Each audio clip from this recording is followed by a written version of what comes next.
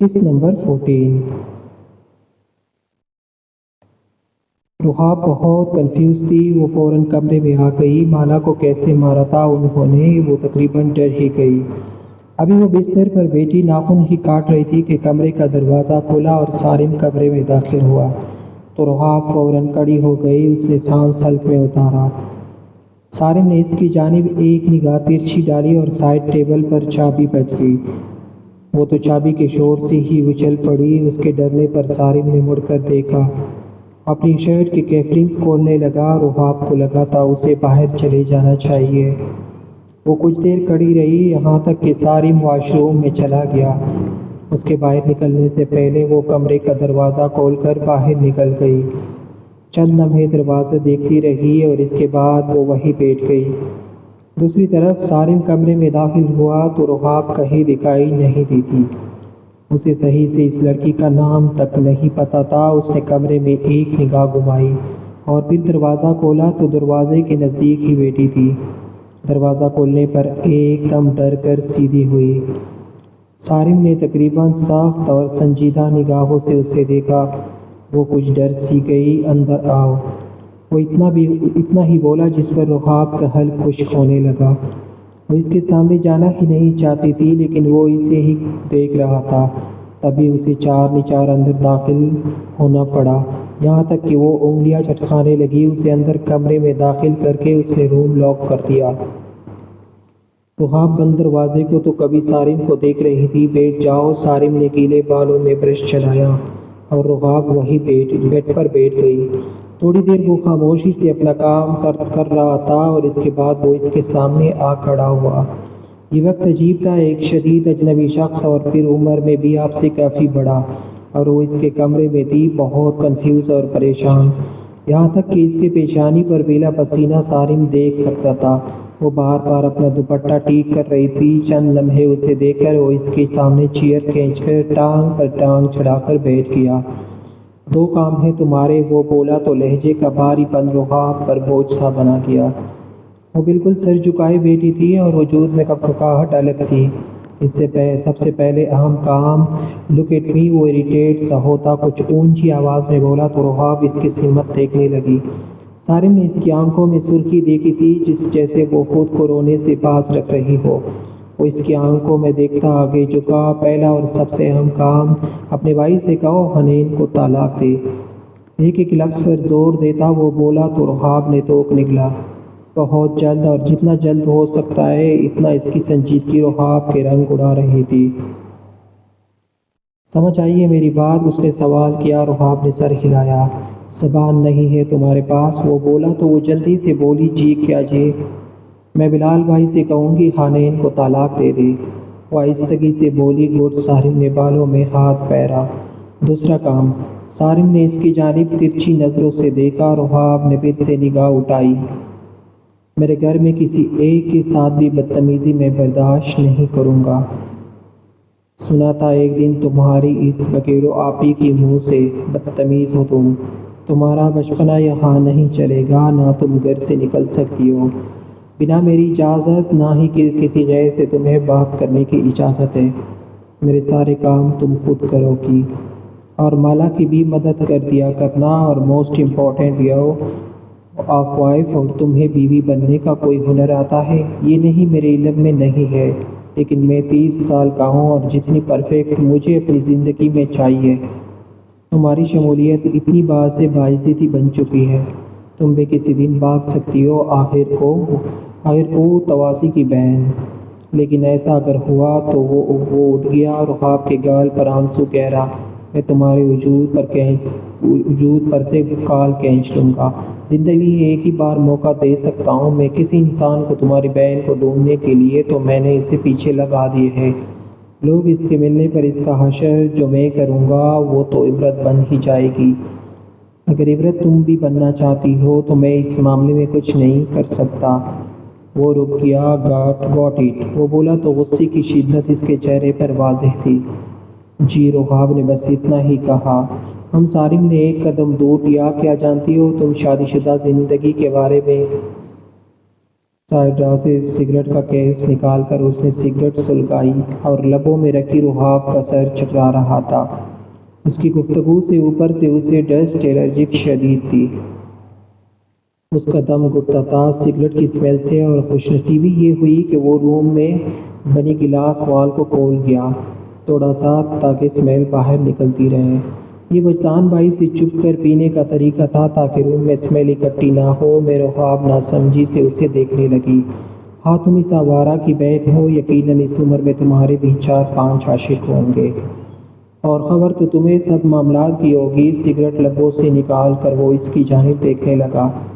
رحاب کو لگا وہ اپنا آپ کبھی معافی نہیں کر پائے گی۔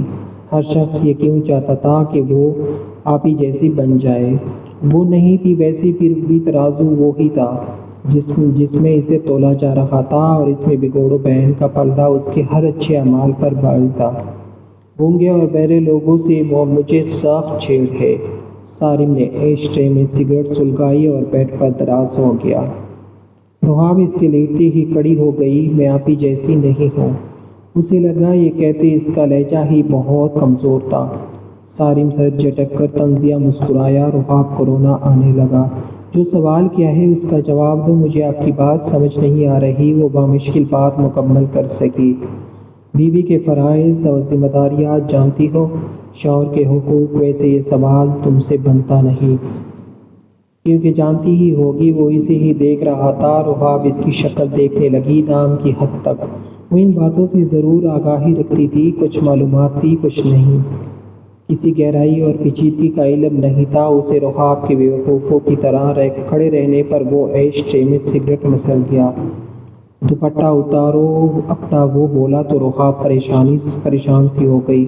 اس کو جو بھوک ابھی لگی بھی تھی وہ تمام اڑ چکی تھی۔ رنگ فک تھے، لیکن اس وقت کر بھی کیا سکتی تھی؟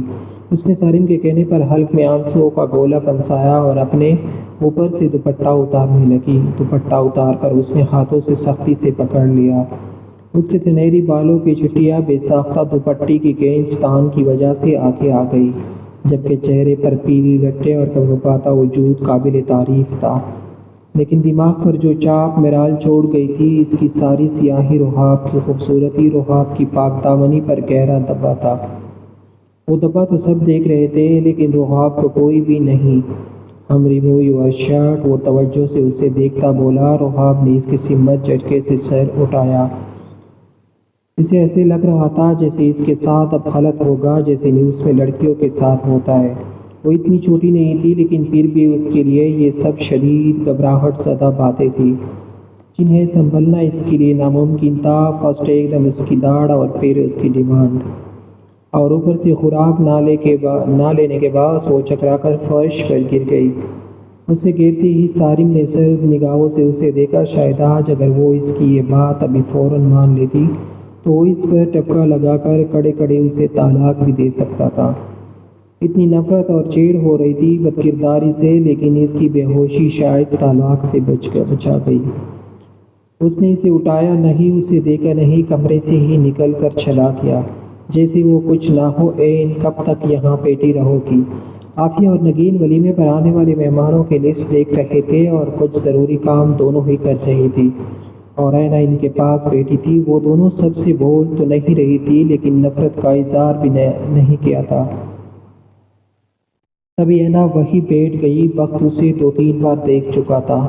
بالآخر چھیڑ کر ٹیکسٹ کر ہی دیا۔ اس کے موبائل کی ٹون بجی تو دونوں نے اسے دیکھا تو وہ گھبرا گئی۔ جلدی سے موبائل چیک کیا۔ یار کمرے میں کب سے ویٹ کر رہا ہوں، اب تو ساری موویز کی بکواس سیکھ لی ہے۔ میرا امپلیمنٹ کا موڈ ہے، فوراً میرے پاس آؤ۔ بخت کے میسیجز پڑھ کر اس کا دل بے ساختہ دھڑکا۔ نہیں میں آنٹی کے پاس ہوں، آنٹی تمہیں منہ نہیں لگا رہی، ان کا بیٹا جی جان سے لگائے گا۔ این پلیز یار آ جاؤ، ایسا بھی کوئی شوہر نہیں ہوگا جو بیوی کی منت سماجت کرے۔ وہ ذرا غصے سے بولا۔ آپ تھوڑا صبر نہیں کر سکتے؟ وہ غصے سے بولی۔ یہ لو اسے پڑھ کر بتاؤ ذرا۔ وہ وہیں بیٹھی تھی۔ تبھی ناگین نے اسے کام دیا تو وہ جلدی سے موبائل رکھ کر اس کی لسٹ لے کر پڑھنے لگی۔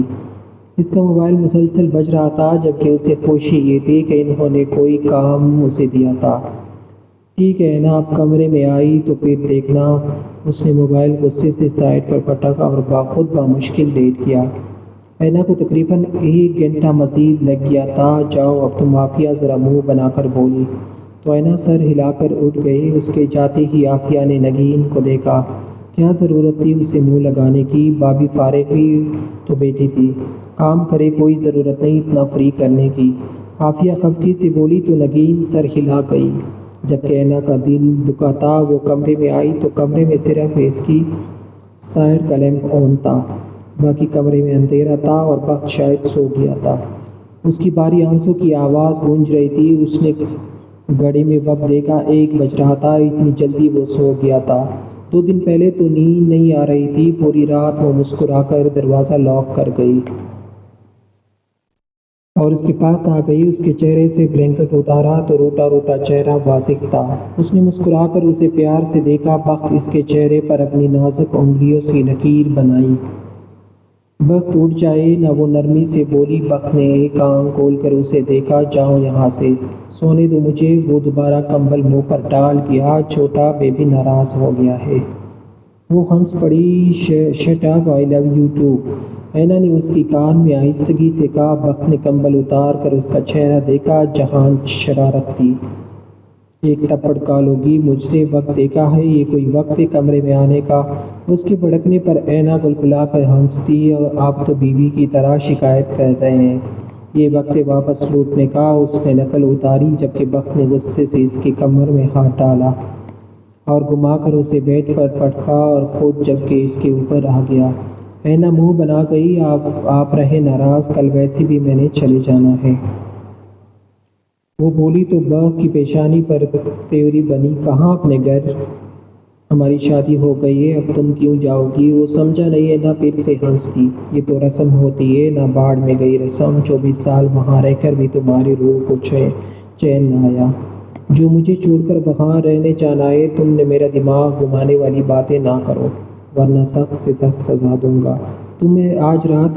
نہیں، وہ منہ بنا کر بولی تو بخت کو اس کی یہی ادائیں دیوانہ بناتی تھی۔ اس نے اس کا چہرہ پکڑا اور اس کے ہونٹوں پر جھک کر اس کی سانسوں کو اپنا غلام بنا لیا۔ محبت جب چھوئے تو طوفان بھڑک اٹھتے ہیں۔ اب وہ بخت کی محبوبہ تھی۔ اسے چھونے، اسے دیکھنے سے جو دیوانگی اس پر سوار ہوتی تھی اسے وہ قابو میں کرنا چاہتا ہی نہیں تھا۔ وہ اس کے ہونٹوں پر تادے چایا رہا۔ تمہیں پتہ ہے تم دنیا کی سب سے خوبصورت لڑکی ہو۔ اس نے اس کے کان میں میٹھی سی سرگوشی کی۔ اینا مسکرائی اور اس کی گردن میں بازو حائل کیے۔ سب سے حسین کے حسن بھی حیران رہ جائے۔ اس نے اس کی گردن پر پیار کیا، لیکن مجھے لگتا ہے ایسی تعریف کے قابل صرف مالا ہے۔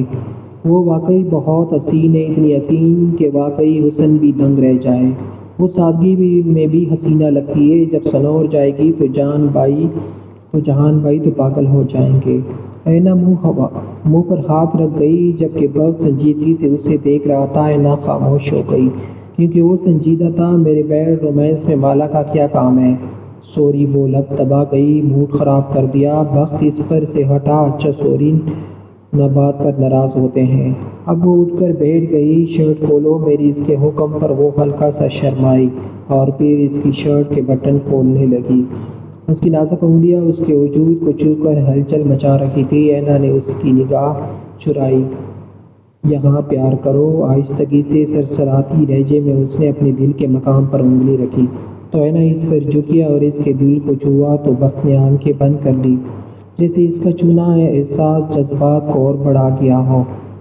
اور پھر بخت نے اس سے جو جی میں آیا ویسے ہی پیار کیا اور اسے بھی آسان خطا کر دینے کی حد تک پیار کیا تھا۔ ان دونوں کی محبت مسکراتی تھی، شاید مستقبل سے دونوں انجان تھے۔ زندگی کبھی بھی کسی کے لیے اتنی سیدھی نہیں ہوتی جتنا بخت کو لگ رہی تھی۔ محبت کو پا لینا اور روز محبت کو محبت سے چوم لینا اختتام زندگی نہیں، ہاں البتہ آغاز زندگی ضرور تھا۔ یہ جو ظاہر بہت حسین لگ رہا تھا، تم نے کب تک جانا ہے؟ جہان نے ساتھ کی جانب دیکھا۔ کچھ دنوں تک چلا جاؤں گا۔ واپس کیا ضرورت ہے بیٹا، اپنا کاروبار ہے، یہاں پر ہی رکو۔ کیوں جا رہے ہو؟ ریاض صاحب بھی بولے۔ ولیمے کا فنکشن اچھے سے ہو گیا تھا؟ البتہ صارم پر باتیں ضرور بنی تھی کہ دلہن تبدیل کر کے کیسے لگ رہا ہے، جس کا دباؤ اور پریشر ہی اس پر بہت تھا۔ اور ولیمے پر نگین کی دبئی والی بہن ساجدہ اور اس کی بیٹی بھی آ گئی تھی۔ ان دونوں کا اچھا استقبال کیا تھا۔ گھر پر نے اس وقت سارے جینٹس ہال میں بیٹھے تھے، تبھی جہان کے سوال پر ساتھ کی سمت سب نے دیکھا۔ نہیں ڈیڈ، میری جاب بہت اچھی ہے، مجھے پسند ہے، میری فیلڈ کی ہے۔ ساتھ مسکرایا۔ بیٹے، فیلڈ کا سب ہو سکتا ہے، یہاں بھی بس لڑکیاں پسا رکھی ہوگی۔ بخت بیچ میں بولا اور چائے کا گھونٹ بھرا۔ مجھے موقع نہیں ملا آج تک، اب ضرور آپ لوگوں سے سبق سیکھ کر جاؤں گا۔ ساتھ ہنسا تو بخت اور جہان بھی ہنسا دیے۔ باپ بیٹے ہیں، کوئی لحاظ نہیں۔ وجدان نے تینوں کو گھورا تو وہ منہ دبا گئے۔ تیرے باپ کو عجیب تکلیف ہے، جہان نے منہ بنا کر کہا، اور تیرے باپ کی تکلیف تجھے آنکھوں میں نکل جائے گی۔ بخت نے اس کی توجہ ریاض کی جانب کرائی، جن کے منہ میں گالیاں جمع ہو رہی تھی اس کے لیے، کیونکہ وہ خود تو کافی اٹھا چکا تھا۔ انہوں نے چائے مانگی تھی۔ عبیرہ سن نہیں سکا تھا۔ جہان فوراً سیدھا ہو کر انہیں چائے پکڑا گیا۔ سوری یار، ایسے کہا جانے والی نظروں سے تو نہ دیکھو۔ اب وہ منمایا، جبکہ ریاض صاحب دانت پیس گئے۔ یہ بلال والی معاملہ کب حل کرنا ہے؟ ریاض نے بھائی سے سوال کیا۔ وہ میں کرا دوں گا، آپ لوگ فکر نہ کر لیں، صارم نے کہا، کیسے جیسے عام مرد کرتے ہیں۔ اس نے چائے کا گھونٹ بھرا۔ وہ سب چپ ہو گئے۔ خیر، فیکٹری کے سیمپل دیکھ لیے تم نے؟ صارم نے جہان سے پوچھا۔ جی انکل کو سینڈ بھی کر دیے ہیں، دیکھتے ہیں کیا معاملہ بنتا ہے۔ اچھا ہی بنے گا، وہ اپنے بیٹے کے ساتھ دوبارہ آئے گا ہمارے گھر؟ بخت نے پوچھا۔ ہم، اچھی بات ہے، ذرا میل ملاپ بڑی موٹی آسانی ہے، وہ بولے اور تکے تکے سے اٹھ گئے۔ میں آرام کر لوں کچھ دیر۔ وہ اٹھے تو ریاض بھی اٹھ گئے۔ صارم بھی اٹھنے لگا کہ جہان اور بخت نے کھینچ لیا۔ ارے بیٹو یار، آؤ تاش کھیلتے ہیں، بلاؤ میں۔ ان دونوں کے نکلتے ہی تمہارے اندر کے جانور جنم لیتے ہیں۔ صارم نے گورا، چاچو تم 2 سال بڑے ہو، بس ہم دونوں سے اتنا نہ ابو بنا کرو ہم پر۔ جہان اور بخت بیوقوفیت بولے تو صارم گہرا سانس بھر گیا۔ اس کے بعد لاؤنج میں عدم ہی الگ تھا، کیونکہ جہان جیت جاتا تھا، وہ بھی چیٹنگ سے، اور وہ سب اس پر چیخ رہے تھے، اور وہ الگ چلا رہا تھا، یہ سب چیخ کیوں رہے ہیں؟ حیام نے اینا کو دیکھا۔ وہ چاروں لڑکیاں تھیں۔ رحاب صارم کے حکم کے مطابق مالا کی ہیلپ کر رہی تھی، اور اینا بھی ان دونوں کی مدد کر رہی تھی۔ البتہ ایام بیٹی ان لوگوں کو دیکھ کر کافی ایکسائٹڈ سی تھی۔ وہ دبئی میں اکیلے ہوتے تھے، فیملی کے ساتھ رہنا اس کا پہلا ایکسپیرینس تھا۔ اس کے باقی سارے قسط میں نے اپلوڈ کیے ہیں، جو 1 سے لے کر 14 تک آج اس کے قسط ہو گئے ہیں، تو آپ چینل کو وزٹ کریں اور باقی قسط بھی آپ دیکھ سکتے ہیں، اور جو قسط اس کے رہتے ہیں وہ بھی میں جلدی اپلوڈ کروں گا۔ تو کامنٹ کے ذریعے اپنی رائے سے ضرور آگاہ کیجیے گا۔ شکریہ۔